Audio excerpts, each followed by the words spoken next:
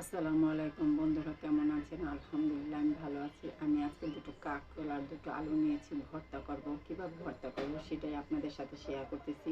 এখানে কাঁকরোল দুটো একটু ছিলে নিব, তারপর গোল গোল করে কেটে নেব। আলুটাও গোল গোল করে কেটে নিচ্ছি। এখন এই বিচিগুলো কিভাবে ফালাবো সেটা একটা কাঁটা চামচের দ্বারায় বিচিগুলো ফেলে দেব, কারণ বিচি সহকারে ভর্তাটা ভালো লাগে না। এই যে দেখুন, বিচিটা কত সুন্দরভাবে ফেলে দিয়েছি। কাঁটা চামচ দিয়ে ফেলতে খুব সহজ হয়। এখানে এখন একটু হলুদ আর একটু লবণ দিয়ে মেখে নেব। এই যে মেখে নিয়েছি। এখন আমি চুলায় কড়াই বসিয়ে দিয়েছি, আর ওখানে 4টি মরিচ ভেজে নিয়েছি।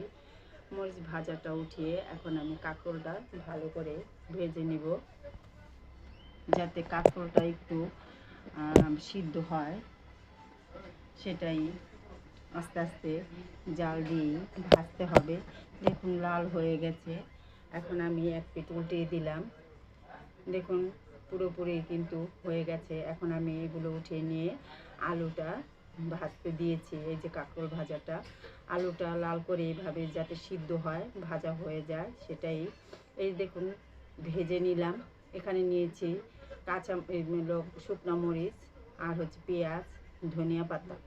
এখানে এখন মরিচ পেঁয়াজটা ভালো করে ডলে সরিষার তেল দিয়ে দিব, দিয়ে এখানে ধনিয়া পাতার সাথে মিক্স করে তারপরে আলু আর হচ্ছে কাঁকরোল দিয়ে একসাথে ভর্তা করে। ভর্তাটা খেতে কিন্তু অসাধারণ।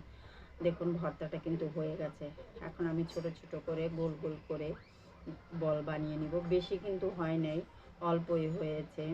ভর্তাটা মানে আমার ঘরে সবাই পছন্দ করে। এই যে দেখুন ভর্তাটা হয়ে গেছে, কত সুন্দর দেখাচ্ছে, লোভনীয় হচ্ছে। বন্ধুরা, যদি ভিডিওটা ভালো লাগে একটা লাইক শেয়ার কমেন্ট করবেন, কমেন্ট করে জানাবেন।